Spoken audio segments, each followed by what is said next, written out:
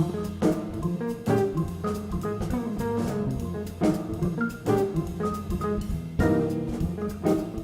everybody, it's Mike Jeffers, ChicagoJazz.com, Chicago Jazz Magazine, and welcome to Talkin' Jazz. We are here at Johnny O's 35th and Morgan, and I am excited. We are sitting down here with a guitarist who has a very interesting backstory that we're going to get into, Geordie Kelly.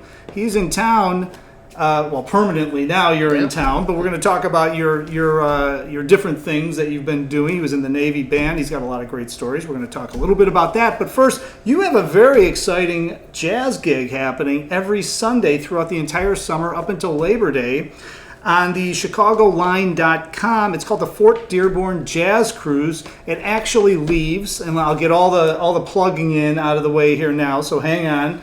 It leaves right by Winters, right at 465 North McClurg Court. So if you like going to Winters, you can actually go and get on this cruise. Geordie's there with a trio or a quartet? It's a quartet. Quartet. Every Sunday. What a gig. And you guys go down the Chicago River for a couple of hours.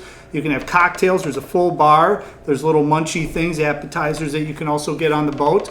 And listen to Geordie Kelly tear it up with his band there every single Sunday. So, Geordie, thanks for making it down. Thanks, Mike. Oh, definitely. So let's talk a little bit about this. So it's every Sunday. You got a steady gig on a boat, man, in Chicago.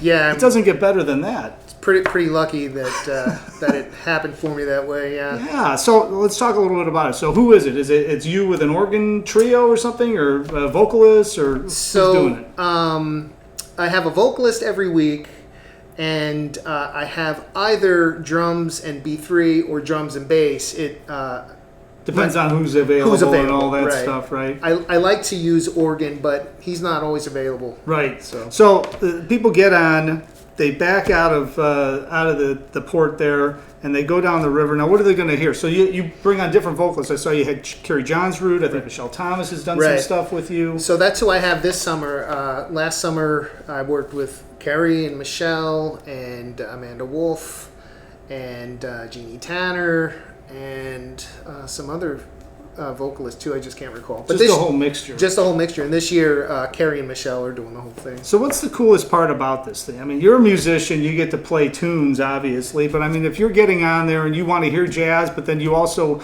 I mean, it's kind of a cool perspective, right? Going down the Chicago River. I mean, you get to see things that you don't normally see from the street. Yeah, for me, being a relative newcomer, going down and taking in the skyline from that perspective, that's still neat for me, that being in the second year. When the weather is nice, there's hardly anything better. But a lot of times early in the year, it's rainy and cold, and later in the year it could get chilly. This past weekend was the first one, and we all had on jackets and hats, and I can't wear gloves, but I could have used them. Yeah. So. Well, they also have an inside space too. I mean, you're upstairs, right? But then there's also, if you're getting freezing cold and you're a guest on the boat, you can go down below and get a little warmed up and stuff. You can, yeah. It's still exposed somewhat. Mm-hmm. They have it's not solid. Sides like the skin of a ship, but there are some barriers down there by the bar and the food. Yeah. Well, okay, so people get on, so they can get tickets at ChicagoLine.com. Now, here's the coolest thing about it: they get to go out. They're out on the boat. You guys are playing. I think boarding's at about 6, and then 6:30 to 8 is the actual cruise. That's right. And so you're going to be able to listen to Geordie and his trio and whoever the vocalist of that day is. Playing jazz standards, I would imagine, and a whole mixture of stuff. Pretty much all standards. Typically, so between 6 and 6:30, when the embarkation process is underway, then we just do instrumental things.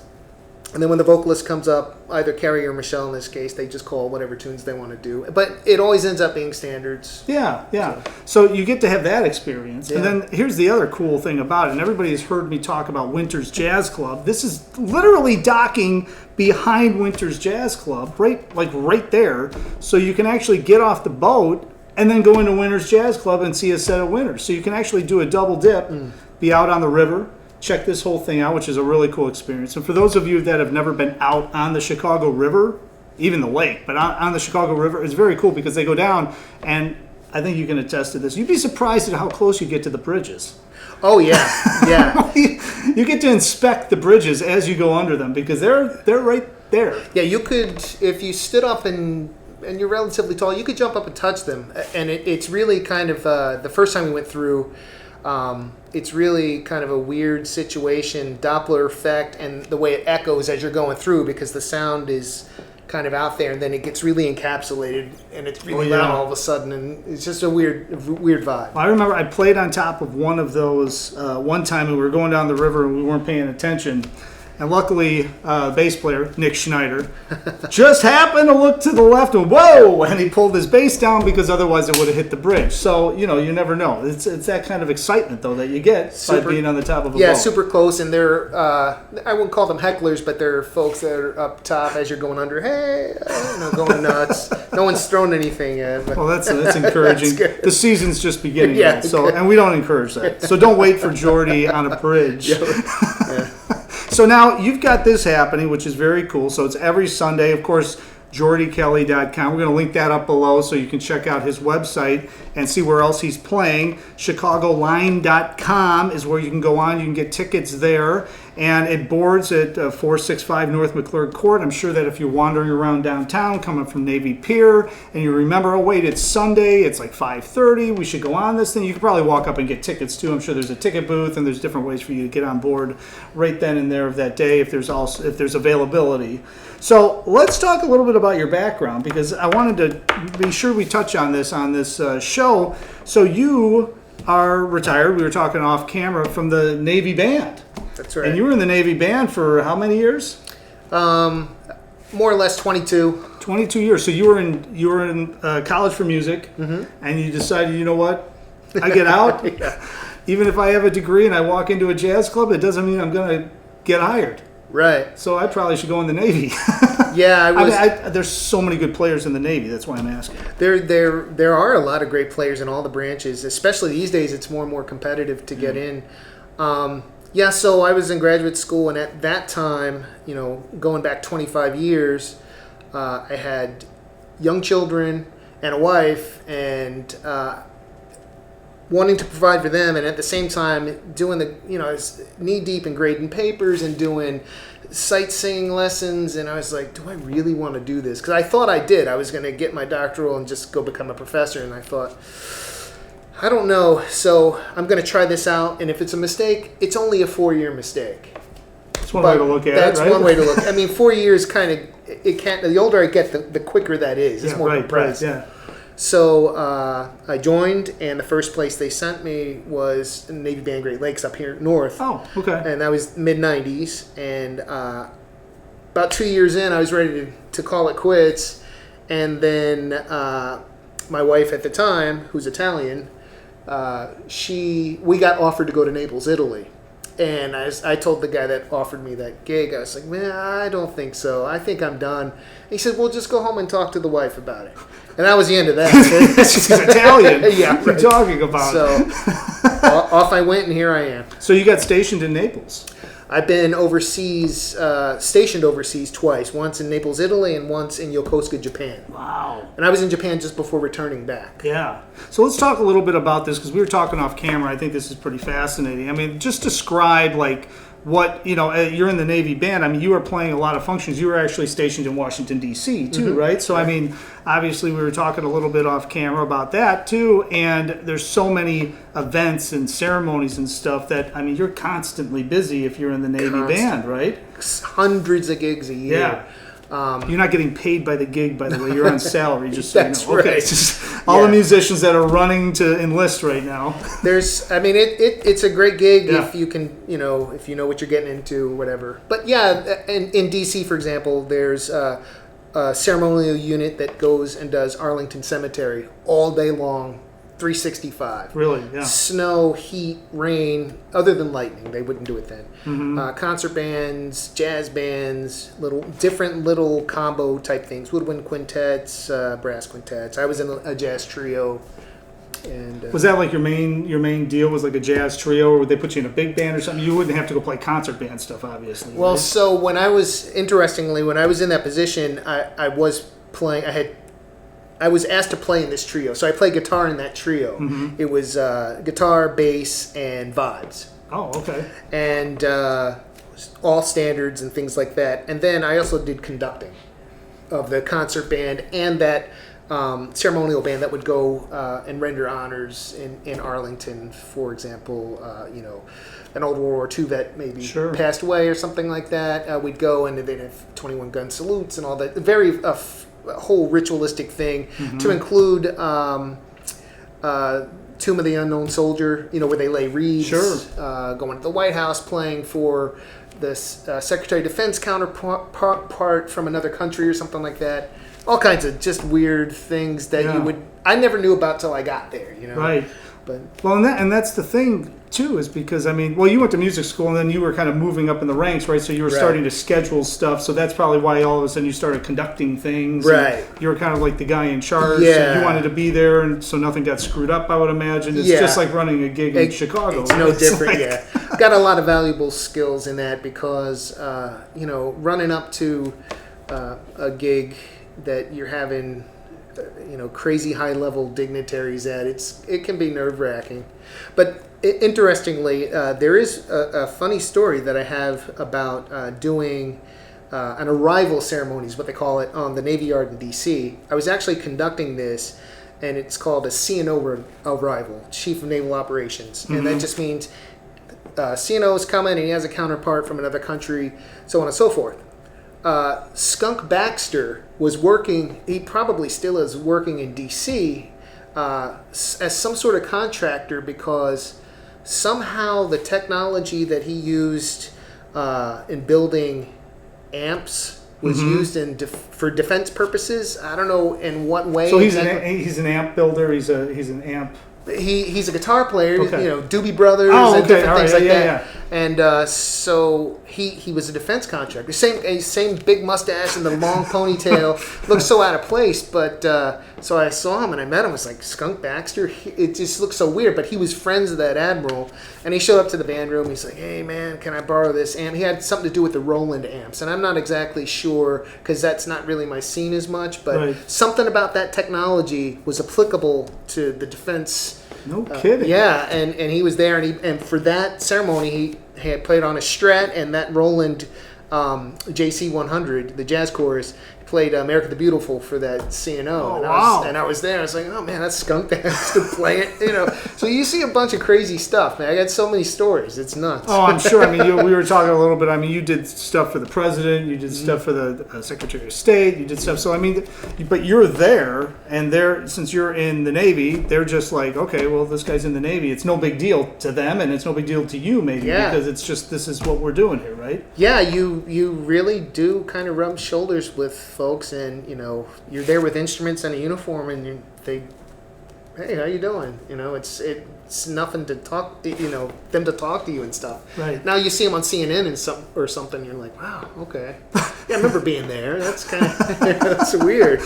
Well, so you're doing that, and how did you end up in Chicago? Because did you come back to Great Lakes, or were you stationed? How did that whole thing come about? So I was in Japan from 2011 to 2014. Then they said... Doing the same kind of thing in Japan? Yeah, I was running that band out there in Japan. So there's like military bands in every country from the United States, essentially. There's probably exceptions, but... Not every country, but so when I was in Japan, we covered and played and traveled to... the eastern islands off of Russia, that is Russia, all the way down to Australia and New Zealand and everything in between. Oh, wow. And same when I was in Naples, I played North Africa, like Tunisia and Morocco, all the way up to, in the North Sea countries like Denmark and Amsterdam, Rotterdam. The Netherlands, all that. So, and everything in between. So you get to, you're doing a lot of traveling. And is it in and out though? You're in and out. You get on a plane, you fly down, and then you're out, or you get to hang for a night or something, and you get to see things, or you. It varies, but oftentimes you do have time off to go see what's going on in that country. So in Italy, there was a lot more flying to that place, staying a little while, and coming back. Over in Japan, there was more traveling by ship.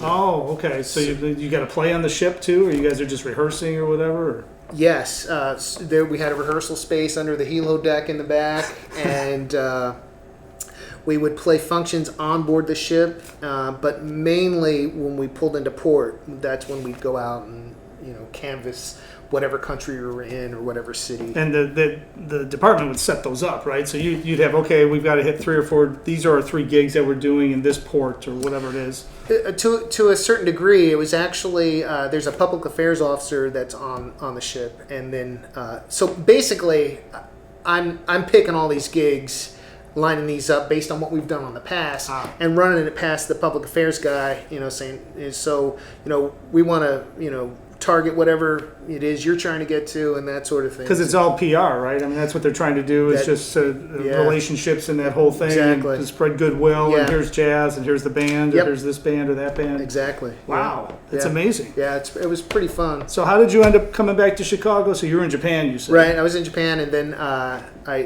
when it's time to move or go to another job, you get something called orders, and they said, well, you're going to Great Lakes. It's like, okay. So that's where I started, and I came back and was enjoying it quite a lot, and spent over 4 years back the second time here, and they wanted to send me somewhere I didn't want to go, and I had enough time in to where I could say, unfortunately, I'm going to have to call it quits, because I don't want to go there. Yeah. So Yeah.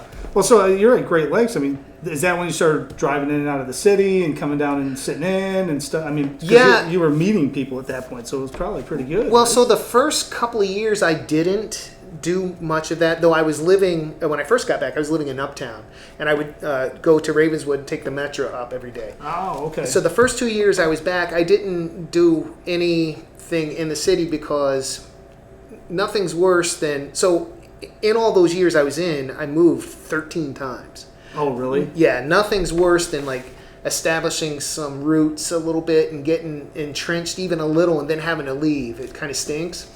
So I had no intention at year 1 and 2 I was going to get out. So I thought, I'm not going to do too much because it'll be a bummer when I got to go. And then it started looking like I was going to go to a place I didn't want to go. So I was like, okay, well, I'm gonna stay here. So I might as well get to know everyone and stuff, Yeah. But that's pretty much how it went down. Oh, that's and then you just stayed. Yeah, I moved out of Uptown. My place is in Edgewater now. Oh yeah, but you're right. You're Same right in zip the code, area. yeah. And now where we film this show, which is at Morgan and 35th, you do some private lessons. You do private lessons in Bridgeport, Right. And so now you're doing teaching. You're playing gigs, Mm-hmm. and so where else? I mean, can people see you play other places? Or you got any studies happening other than on the boat every Sunday? Yeah, so I got some solo guitar work coming up at Atwood Cafe on 1 West Washington downtown. Mm-hmm. I think it's a Pineapple Express hotel, but the restaurant part. Of all places, I play Mariano's really regularly. There's a lot of people that play I know, Mariano's, yeah. man. So I do that like once a week. Then every Thursday I'm with Alan Gressick. Oh, you're at in the mill. swing shift? Yeah. Oh, cool. Okay. So I've been with him going on 2 years now. Wow, that's great. And a lot of other filler dates that I work with. Seems like a lot these days I'm working with Kerry Johnsrud and Damien Espinoza, things like that. Yeah. But- Well, those things always pop up, right? Yeah. I mean, it's just amazing. It just keeps, like, you talk to this person, and then this place calls you, and then this thing's going on, and, and... Yeah, it's a little nerve-wracking given my background where, you'd start the year and you'd know, all right, I got a holiday concert, I got a Memorial Day concert, Right. I got 4th of July, I got it. Right. And these days it's not always as... It's not structured. Yeah, It's not like the military suddenly, right? So I had to relax a little and say, well, It's funny too, because when you bring that up, it's normal to a lot of musicians, but even the people that aren't musicians probably can't even fathom that, like, literally we're filming this show on a Wednesday, and if you're open on a Friday and you get a phone call, you could be playing a gig on a Friday with like 3 people you've never played with. It'll sound great, Yeah. and it's no big deal, but you know how much that would freak 90% of the population out? They'd be like, what am I doing? You yeah, know? it's crazy. But you get right in the flow of doing this stuff. So when you were in the Navy, you went from music school into there. I mean, just talk a little bit about when you're playing constantly, are you still learning tunes? You're not playing the same set probably, because if you're playing the jazz trio stuff, you're able to learn. So I would imagine that had to be a huge opportunity for you to learn tunes and work on your craft because you're constantly playing, right? Yeah, I was really fortunate that I spent 2 back-to-back, what they call tours. I mean, like one set of orders, you're going to be here, then the next one was a follow-on set. So I was at the Navy School of Music for 2 back-to-back tours. So I was there about 6 years. Oh, wow. As a guitar instructor, jazz improv, running big bands and that sort of thing. And that's when I had the most time since college to just, if I was in between students, I just sat in my little hole in the wall and just practice. Yeah. So that was pretty cool. And then, you know how it is when you're teaching, you're also kind of learning things. But then again, sitting at, if I was behind a computer, making sure that we had enough money going to get picks and mouthpieces, you know, take a break and I have the guitar here. And so there was always opportunity if you wanted it to do some shedding. Mm-hmm. Some folks didn't take full advantage of those Sure. opportunities, but, you know, it was there. When you're traveling around with the Navy and doing all that stuff, are you able to pop in and see jazz clubs and pop in and see dudes most play? definitely. Yeah. So you must have seen a lot of jazz clubs and a lot of dudes playing all around the entire world, right? Yeah, I caught, got to hang out a little bit with John Abercrombie in Croatia. Michael Brecker, before he passed away, he came to Virginia Beach, where when I was teaching at that school I was talking about, that's where it's at. There's a band there. He came over there. At the School of Music, we had Frank Mantooth, before he passed away, came with Bob Bowman. Yeah, you get a bunch of people coming in. Actually, Great Lakes, I wasn't there for this, but Clark Terry was in that band. Oh, really? Yeah, way back. And Must have been like during World War II, right? II. Yeah. Yeah, a lot of the guys. Coltrane was in the Navy band too. He wasn't at this one. He was in Right. Hawaii. Yeah. But yeah, I believe, if I'm not mistaken, Clark Terry came back for some sort of Great Lakes reunion thingy. It must have been 10, 15 years ago. Yeah. Right up here at Great Mm-hmm. Lakes. But yeah, you run into all kinds of folks. Well, I bet they also, I mean, you run into them and then you're in the Navy, so it's a little different than like running into some maniac guitar player that just approaches them at a club. I mean, Yeah. it's like, okay, Geordie's in the Navy, this guy's probably normal, let's hang out. Yeah. Little do they know. No, Yeah. Yeah, well, so, you know, if it's after a gig, then it would be readily apparent. Sure, yeah, right. But you know, if we're just hanging out, you know, you go meet them and you'd have to let them know. Yeah. Other than they could tell, you can't tell now, but a cleanly shaven face and, you know, high and tight, maybe they could, you know. it's not the typical jazz guy right there, I bet, you know. Yeah. Well, that's cool. And were you able to study with anybody or do anything like that? You take a lesson here or there from somebody? While I was stationed, those 2 back-to-back tours, it was a very fruitful time for me musically. I would travel up to Philly and take lessons with Jimmy Bruno. And that lasted for, you know, whenever I could get time off to go up there, on and off that whole entire time. Yeah. Wow, that's amazing. Yeah. Well, I'm glad you came down. Thanks. Of course, you can check him out every Sunday on the Jazz Cruise, which is the Fort Dearborn Jazz Cruise, leaving from 465 North McClure Court, right behind Winter's Jazz Club. You can't miss it. They board at 6. They leave 6:30 until 8 p.m. It's Geordie with a trio and a wonderful vocalist, usually either Michelle Thomas or Carrie Johnson. We all know them. And you get all the information and tickets at chicagoline.com. Of course, GeordieKelly.com, so you can find him at every random place in between every Sunday where we know he's going to be. Geordie, I'm so glad you made it down, man. This is Thanks, man. fascinating. Thanks, I think a lot of our people that watch this show and listen to the podcast probably are curious about, you know, the military bands, but I'm pretty positive they didn't know how much playing, and you guys are actually playing jazz and you're doing a lot of stuff. So, man, I'm glad you told us jazz, about rock, this. Dixie, you name it. And if anyone has any questions, I'd be happy to. And I'll lay it out there just the way it is. No recruiting posters. Just you know. Yeah, right. Here's what you're getting into. Here's the good. Here's the bad. Here's the ugly. That's great. Yeah, actually, for all the young musicians, that would Yeah. be something for them to check out. And if they have any questions, hit them up, shoot them an email, DM them on Facebook, Instagram, and everywhere else. As I always close the show, appreciate you being here, and hopefully Geordie will see you on a Sunday during the Jazz Cruise, and hopefully I will see you. Maybe I'll make it to the Jazz Cruise. Maybe I'll see you somewhere else at one of the clubs coming up. But if we don't see you soon, hopefully we'll see you somewhere out on the scene.